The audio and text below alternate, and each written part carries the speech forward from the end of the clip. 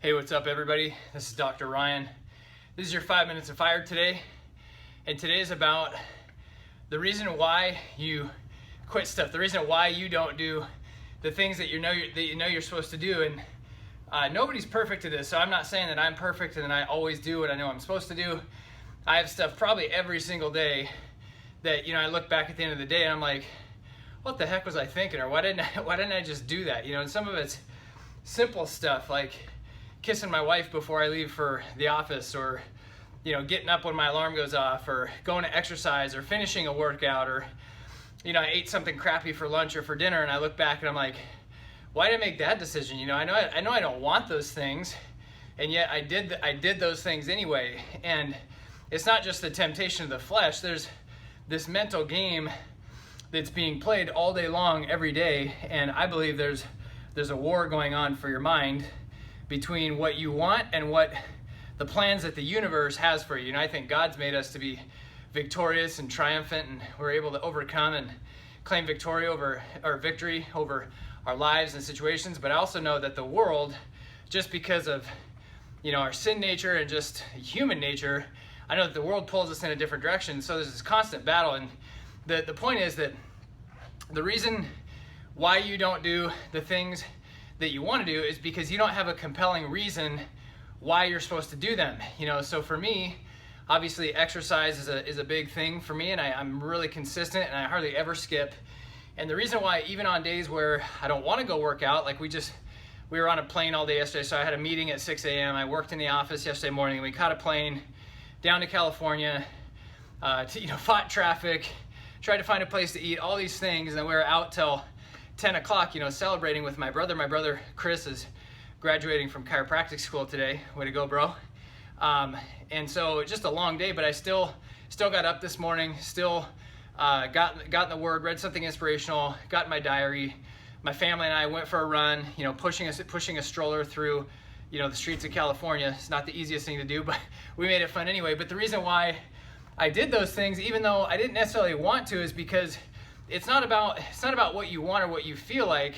What you want has to supersede what you feel like in the moment. And so I know ultimately for me, what I want is I want to have a healthy body. I want to have strength and stability and longevity. I want to have a really strong immune system so I don't get sick. I don't want to be like everybody else in America, where by the time they're 60, they're on 8 different medications. By 70, they're on 12. By 80, they're on 23, which is statistically. And then, if you even make it to 80, typically you're in a nursing home, or you're on life support, or, assisted living or something like that. I don't want those things. And I don't want to battle with the health issues, on the road to get there. I want to live my life to the fullest. Right now I'm reading this book by Goff. Sorry, I can't remember his first name. Maybe Steve Goff. Anyway, it's by Goff, his last name. Sorry if you're watching this. You're probably not, but maybe you should. Your book is awesome. It's called Love Does. And Love Does is amazing.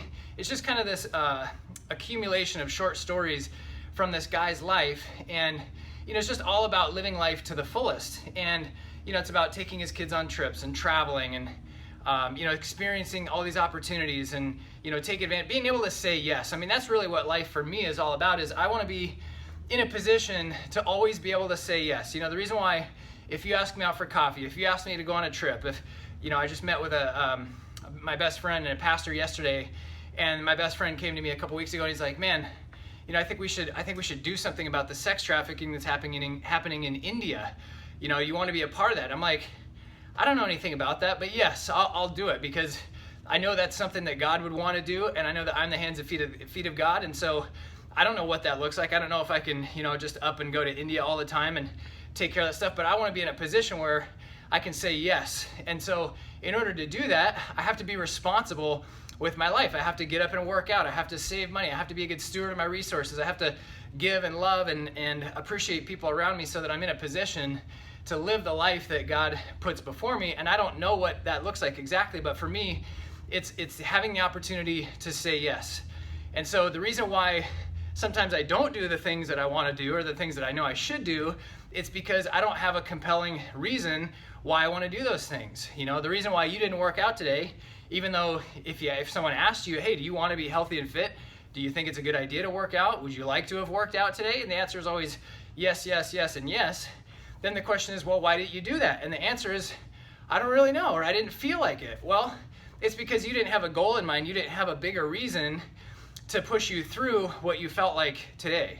And so that's why it's important. For me, it's journaling. For you, it might just be contemplation or meditation or a state of prayer in the morning, whatever that is, but it's got to be done consistently. You have to constantly ask yourself, what do I want out of life? What do I want my life to look like? At the end of my life, laying in my deathbed, and hopefully I don't have a deathbed, hopefully it's just a death, but you get what I'm saying. At the end of your life, if you're reading the narrative of your life, from start to finish, what story do you want to be able to read? And is it compelling? Is it entertaining? Does it stand for something? And if there's people around you listening to that story, is it going to be a story worth telling? And the story worth telling is, yes, I took care of my body. Yes, I was a good steward of my finances. Yes, I loved my family with everything that I had. Yes, I said yes and went, took advantage of opportunities and experiences in life. And no, I wasn't lazy. No, I didn't sleep in all the time. No, I wasn't a sloth. And no, I wasn't a glutton. And no, I didn't just stuff my face full of nasty food because I felt like it.